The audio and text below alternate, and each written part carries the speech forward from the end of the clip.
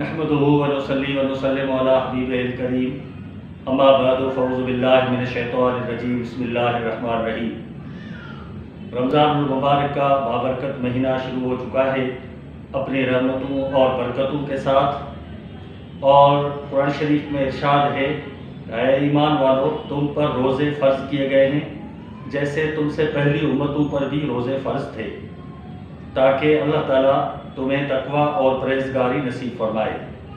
تو رمضان المبارک کے روزے اللہ تعالیٰ نے اس امت پر فرض کیے ہیں، اور پہلی جو امتیں تھیں ان پر بھی روزے فرض تھے، لیکن وہ دوسرے مختلف مہینوں میں تھے، جبکہ اس ماہ مبارک رمضان کے روزے جو ہیں اللہ تعالیٰ نے صرف اور صرف آقا دو جہاں صلی اللہ علیہ وسلم کی امت کو نصیب فرمائے ہیں۔ حضور صلی اللہ علیہ وسلم نے فرمایا کہ رمضان المبارک کے 3 عشرے ہیں، اولہ رحمت و اوسطہ مغفرت و آخرہ عتق من النار۔ رمضان کا جو پہلا عشرہ ہے وہ رحمت خداوندی کا ہے، اور دوسرا جو عشرہ ہے وہ مغفرت اور بخشش کا ہے، اور تیسرا جو عشرہ ہے وہ جہنم سے آزادی کا عشرہ ہے۔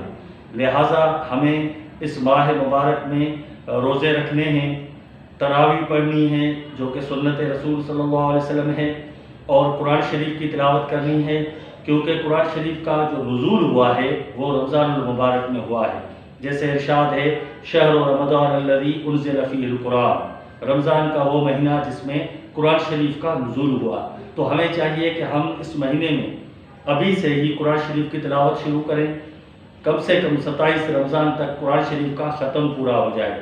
1.25 پارہ اگر ہم ڈیلی پڑھیں گے تو قرآن شریف کا ختم ہم 27 تک پورا کر لیں گے۔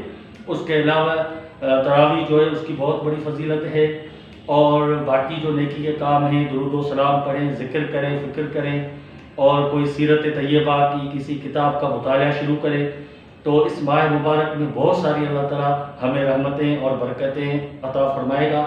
اور ہماری دعا ہے اللہ تعالیٰ ہم سب کو اس ماہ مبارک کا احترام کرنے، روزے رکھنے، تراویح پڑھنے اور زیادہ سے زیادہ خیر اور برکت کے کام، نیکی کے کام، سخاوت کے کام کرنے کی توفیق عطا فرمائے۔